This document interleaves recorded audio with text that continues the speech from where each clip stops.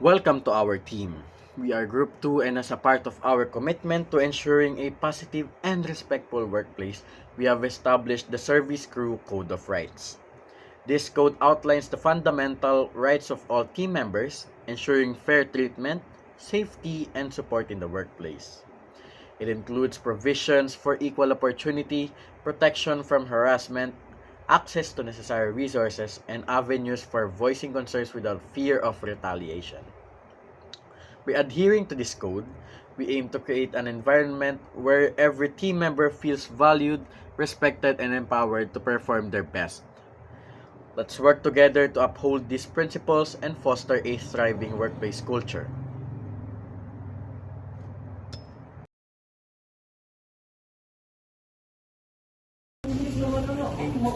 For you, what are the rights of service crew members according to the Philippine Constitution? Batay sa aking kaalaman, ang karapatan dapat ng bawat service crew ay magkaroon ng pantay na pasahod, makatarungang pagtatrabaho at walang diskriminasyon. Dahil ang bawat manggagawang Pilipino ay entitled na magkaroon ng karapatan na pantay na pagtingin, pasahod na nararapat para sa ikabubuhay ng bawat manggagawang Pilipino. What are the rights of service crew members according to the Philippine Constitution? Equal work opportunity for all. The state shall protect labor, promote full employment, provide equal work opportunity regardless of gender, race, or creed, and regulate relations between employees and employers. Tama. For you, what are the rights of service crew members according to the Philippine Constitution? Yung mga rights po ng mga service crew, according po dun sa Philippine Constitution, ay ito po yung mga per wages, weekly rest, and yung tamang pasahod po sa mga service crew natin. Okay. Why is it helpful for service crew members to know about basic labor laws like those in the Philippine Constitution? Based sa aking experience, pag alam mo yung kung anong karapatan mo, hindi ka aabusuhin ng kahit na sinong nakatataas sa'yo, hindi ka maliliitin at mamaltratuhin ng mga nakakataas. Dahil kung may kaalaman ka sa batas para sa sarili mo na rin at protection mo para sa loob ng iyong pinagtatrabahuan. Okay, thank you for answering that. Okay, next question. Why is it helpful for service crew members to know about the basic labor laws like those in the Philippine Constitution? Mahalagang malaman natin na ang ating mga karapatan upang may paglaban ang ating sarili hinggil sa ibang tao na maaari o gustong manamantala sa ating kahinaan at katayuan sa buhay, at mahalaga rin na malaman natin ang karapatan ng ibang tao upang hindi tayo lumampas sa ating mga limitations at nang mamuhay tayo ng tahimik at maayos bilang mabuting tao. To the good answer. Why is it helpful for service crew members to know about basic labor laws like those in the Philippines Constitution? Ayun po. Knowing the law about po dun sa sinabi ko, napaka-importante po. Just in case man po na may mangyayari, na alam po natin kung ano po yung gagawin natin kasi alam po natin kung ano po yung karapatan natin bilang service crew. Ayun lang po. Thank you.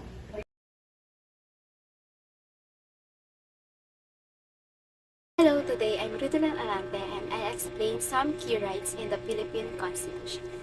Number 1 is right to just and human conditions of work.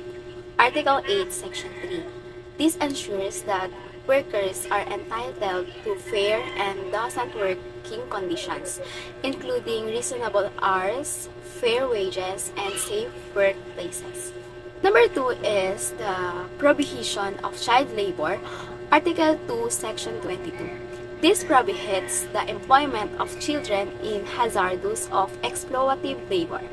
It emphasizes the importance of protecting children from economic exploitation and ensuring their right to education and development. Number 3 is the right to social justice, Preamble and Article 2, Section 9.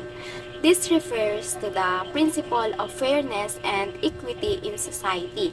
It includes the right to a balanced and healthful ecology, access to basic necessities, and the promotion of the common good for all citizens. And the last one is the equal protection, Article 3, Section 1. This guarantees that all individuals, regardless of status or background, are entitled to equal protection under the law.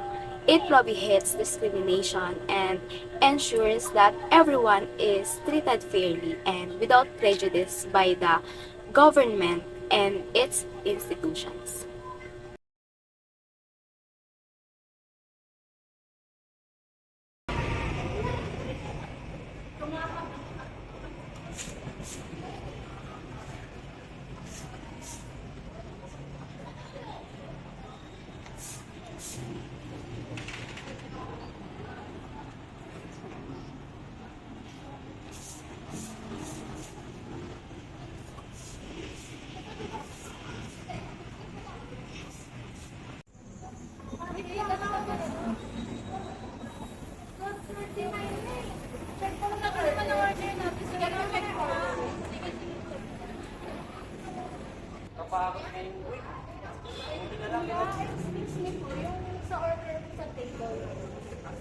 Ano order yun? Teka na. 2 pieces of chicken, 1 piece of spaghetti. Ay, tama po ba? Sige, follow out na lang po. Abang na lang po kayo dun ha. Thank you. Mamaya ba ipapollow up pa daw? Tagal naman ang order natin, kaya na pa tayo nag-iisip. Kaya natin ang nabalikan. 2, 3.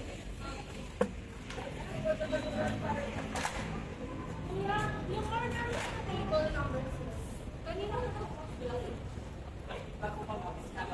Sabi niyo po kasi kanina, follow up. Pero isang oras na, wala pa din ang naman. Nauna nga kami, doon nga sa kabilang table, tapos na kumain. Nauna nga kami. Bobo ka ba? Ba't ka sumasagot? Bobo ka? Bobo ka?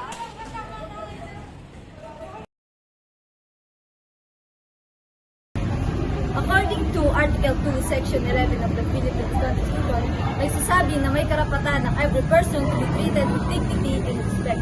Ang ginawa nila kanina ng customer ay labag sa karapatan ni Sander sa kanyang place o trabaho, free from abuse and harassment.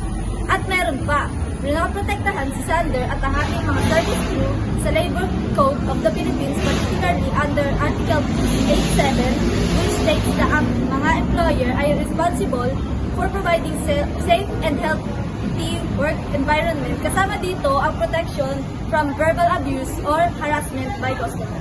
Additionally, Republic Act Number 7877 or the Anti-Sexual Harassment Act of 1995 ay nagbabawal ng anuman hindi inaasahan mga sexual advances, requests for sexual favors, and other physical or verbal conduct na may kinalaman sa sexual nature. By this, mas napapalawak ang ating protection kay Sander at sa iba pa nating service crew mula sa anumang type ng harassment sa trabaho.